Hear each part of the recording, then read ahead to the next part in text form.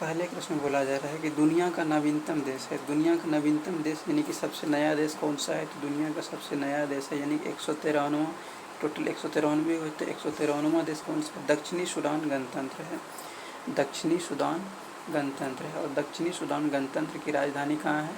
जूबा है, जूबा। दक्षिणी सूडान गणतंत्र की राजधानी है जूबा। और दक्षिणी सूडान गणतंत्र जो है सूडान से अलग हुआ था। और सूडान की राजधानी कहाँ है? खार्तूम है, खार्तूम। सूडान की राजधानी है खार्तूम। और दक्षिणी सूडान गणतंत्र जो है ये सूडान से ही अलग होकर के बना है। और दक्षिणी सूडान गणतंत्र का राजधानी है जूबा है, जूबा। और ये दक्षिणी सूडान गणतंत्र ये कब अलग हुआ था सूडान से? तो 2011 ईस्वी में अलग हुआ था। अब हम लोग मिस्र की राजधानी कहाँ है? मिस्र की राजधानी है काहिरा, काहिरा। मिस्र की राजधानी है काहिरा। सोमालिया की राजधानी कहाँ है? सोमालिया की राजधानी है मेडागास्कर, मेडागास्कर। सोमालिया की राजधानी है मेडागास्कर। सेशल्स की राजधानी कहाँ है? सेशल्स की राजधानी है विक्टोरिया, सेशल्स की राजधानी है विक्टोरिया। और केन्या की राजधानी कहाँ है? केन्या की राजधानी है नैरोबी, नैरोबी। केन्या की राजधानी है नैरोबी। जिम्बाब्वे की राजधानी कहाँ है? तो जिम्बाब्वे की राजधानी है हरारे, जिम्बाब्वे की राजधानी है हरारे, हरारे। जिम्बाब्वे की राजधानी कहाँ है? हरारे है। मिस्र की राजधानी है काहिरा। सोमालिया की राजधानी कहाँ है? मेडागास्कर। सेशल्स की राजधानी कहाँ है? विक्टोरिया। केन्या की राजधानी है नैरोबी। जिम्बाब्वे की राजधानी कहाँ है? हरारे है। और अगला प्रश्न में है कि न्यूनतम साक्षरता वाला प्रदेश है। तो न्यूनतम साक्षरता वाला प्रदेश कौन सा है? न्यूनतम साक्षरता यानी सबसे कम पढ़ा लिखा कहाँ पे है? तो ये बिहार हो जाएगा। न्यूनतम साक्षरता वाला प्रदेश कौन सा है? बिहार है। यानी सबसे कम पढ़ा लिखा बिहार में ही है। और अगर यदि सबसे अधिक साक्षरता वाला प्रदेश पूछा जाएगा तो क्या हो जाएगा? तो केरल हो जाएगा। केरल में सबसे अधिक पढ़े लिखे व्यक्ति हैं।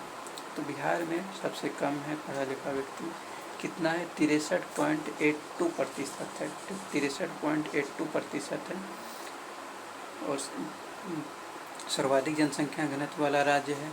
सर्वाधिक जनसंख्या घनत्व वाला राज्य बिहार ही है। कितना जनसंख्या घनत्व है?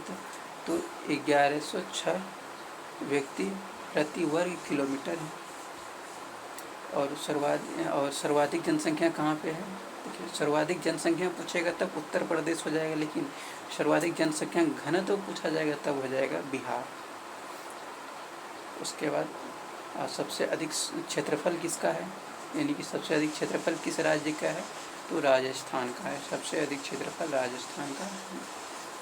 अगला प्रश्न है कि सम्राट अशोक जिसने 40 वर्षों तक भारत में राज किया की राजधानी उस समय नाम था। यानी कि अशोक जिस समय थे उस समय, पहले यहाँ क्वेश्चन बन रहा है कि सम्राट अशोक कितने वर्षों तक भारत में राज किया था?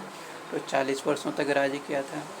उसमें उसकी राजधानी कहाँ थी? तो पाटलिपुत्र हुआ करते थे। अशोक के समय राजधानी कहाँ थे? यानी मगध की राजधानी कहाँ थी? पाटलिपुत्र हुआ करती थी। और सारनाथ स्थित स्तंभ का निर्माण किसने करवाया था? अशोक ने करवाए थे। सारनाथ स्थित स्तंभ का निर्माण, सारनाथ स्तंभ का निर्माण किसने करवाए थे? अशोक ने करवाया था। अशोक के द्वारा किया गया था।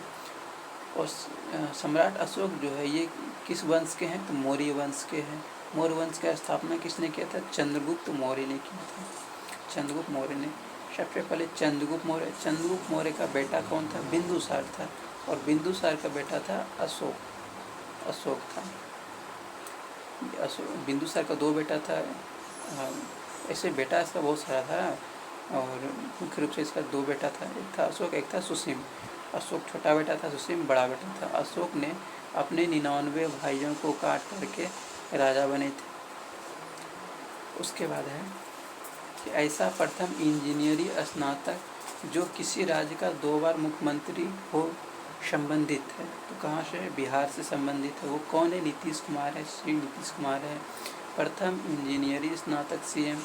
जन्म कहाँ पर हुआ था इसका? बख्तियारपुर में हुआ था।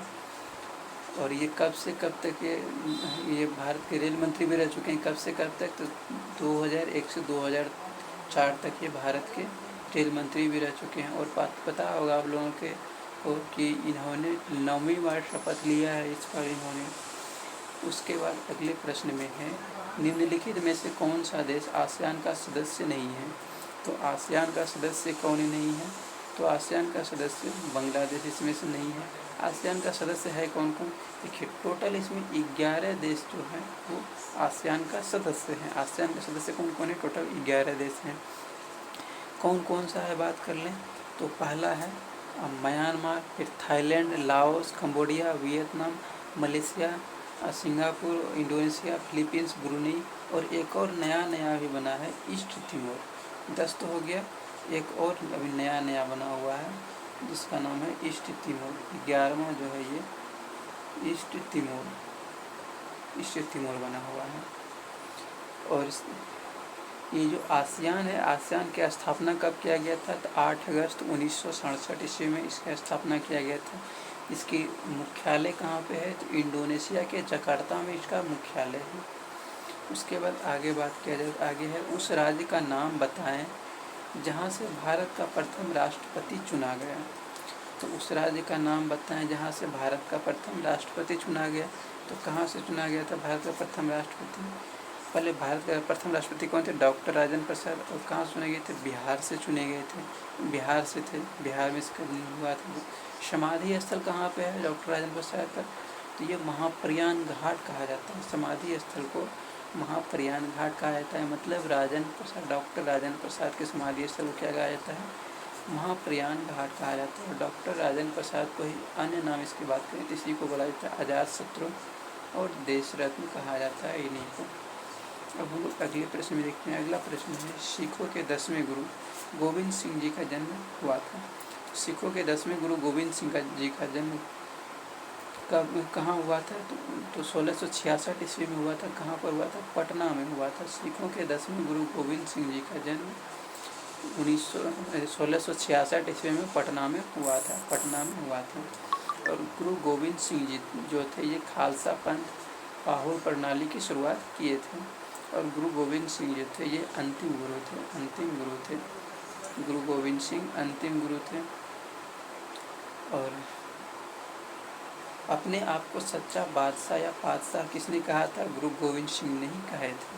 उसके अगले प्रश्न में है कि 1946 ईस्वी में गठित अंतरिम सरकार में डॉक्टर राजेंद्र प्रसाद किस विभाग के मंत्री थे? 1946 ईस्वी में गठित अंतरिम सरकार में डॉक्टर राजेंद्र प्रसाद किस विभाग के मंत्री थे? तो ये जो थे ये खाद्य एवं कृषि मंत्री थे। 1946 ईस्वी में गठित अंतरिम सरकार में डॉक्टर राजेंद्र प्रसाद जो थे ये खाद्य एवं कृषि मंत्री थे। और रक्षा मंत्री कौन थे? रक्षा मंत्री थे बलदेव सिंह थे। और रेल मंत्री कौन थे? अरुणा असफ अली थे। रेल मंत्री थे अरुणा असफ अली। और श्रम मंत्री कौन थे? तो श्रम मंत्री थे जो थे ये जगजीवन राम थे। और यही जो है ये बहुत दिनों तक ये श्रम मंत्री ये रहे हुए थे, क्योंकि अंतरिम में भी रहे थे और स्वतंत्रता के बाद ये जगजीवन राम ही रहे थे। अंतरिम और बाह्य दोनों में जगजीवन राम ही रहे थे। और गृह मंत्री कौन थे? तो अंतरिम सरकार में गृह मंत्री थे वल्लभ भाई पटेल।